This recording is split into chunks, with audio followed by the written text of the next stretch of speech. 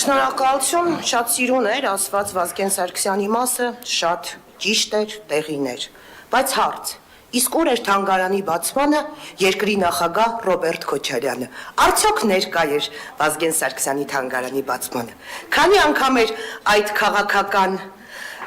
ղեկավարը այցելել Վազգեն Սարգսյանի շիրիմին,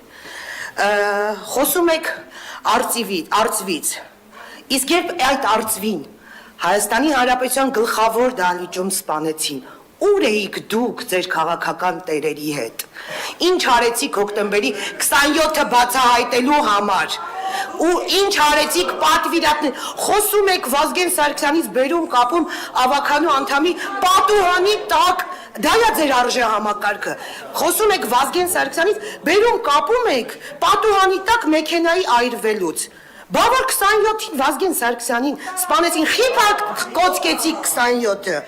ուր գնացիք 27-ից հետո, ուր էին ձեր քաղաքական տերերը, այ ֆիքսենք են, որ դուք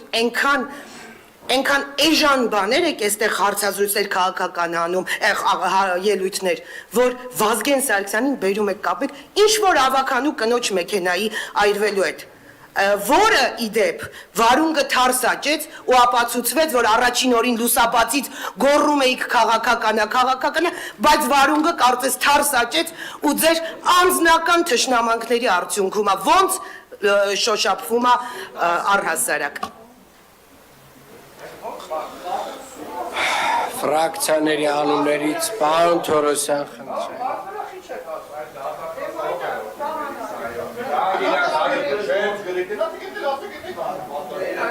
Պարոն Թորոսյան, Ժորժա լռություն դահլիճում։